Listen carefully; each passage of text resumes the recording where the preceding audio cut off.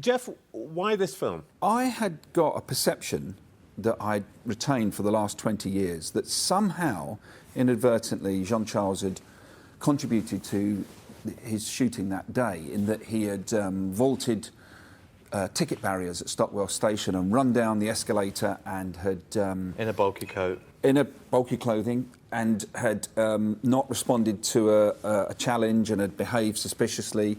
And I'd got that in my head. And I'd completely forgotten as well that there was a hair's breadth away from a second series of bombs on the 21st, 2 weeks afterwards, which had only failed because the detonators went but the main explosive didn't. So as I dug into this, I realised that it was not true. None of that was true. He didn't vault the barrier. He didn't run down to the tube. From that point until now, 20 years later, I don't think the Met have really ever held their hands up to precisely what happened that day. And in so doing, they've prevented the family of the man that was shot that day from really getting proper closure.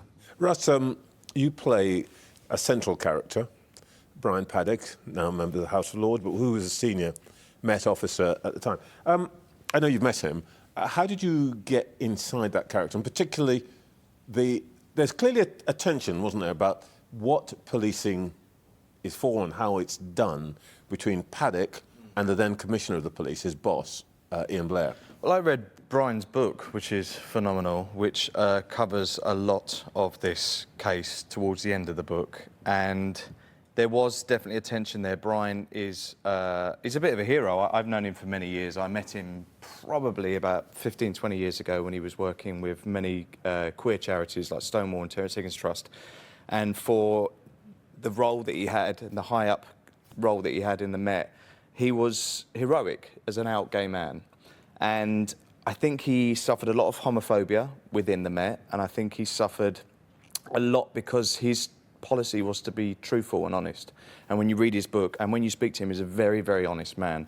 And he actually put his neck on the line, and his job on the line, and his career, which he was intensely passionate about, to tell the truth, to get the truth out there, because he couldn't work within a corporation that was misleading the truth, which is fundamentally what happened, which this piece is about. There's been a lot of talk, of course, since Mr. Bates versus the Post Office, about the role of drama in changing policy and politics. Is that part of the aim here? I don't think it's the aim. I think we have a responsibility to tell stories, and I think these stories are... I think drama and dramatising something impacts people more because it's in their living room. You can write an article, an op-ed piece, you can make a documentary, but there's something about drama which connects beautifully. And we're looking at adolescence right now. You look at the post office scandal, and you're going to hopefully look at this within that same discussion, is that drama has the ability, art has the ability to change lives and to reveal the truth. Without giving any spoilers, is it something that you feel that you learnt that you did not know before you started? There's a protocol which had never been used before, which is called Kratos. And what it means is if a firearms officer believes that, and has been given the authority to take a critical shot because they believe someone is going to detonate a bomb and kill innocent members of the public, they can, for want of a better word, execute that person. The shot needs to go into the stem of the brain, and that immediately renders that person incapable of using limbs or doing anything. So afterwards, Cressida Dick, who was in command of the operation that day, said, I didn't give the authority for a critical shot, which is odd, because the way Jean Charles was shot in the head so many times makes you think, well, that seems as if they were trying to incapacitate him instantly. So, but the officers there subsequently in statements said, we shouted a warning, armed police, and Jean Charles was wearing bulky clothing. In fact, he was wearing a denim jacket. But he was wearing bulky clothing, and he behaved in a suspicious manner, so we opened fire. So I don't give any spin on this now in this conversation with you, but talking about that detail, if you dig in it, it's there. There were 17 members of the public in the tube train that morning when Jean Charles was shot.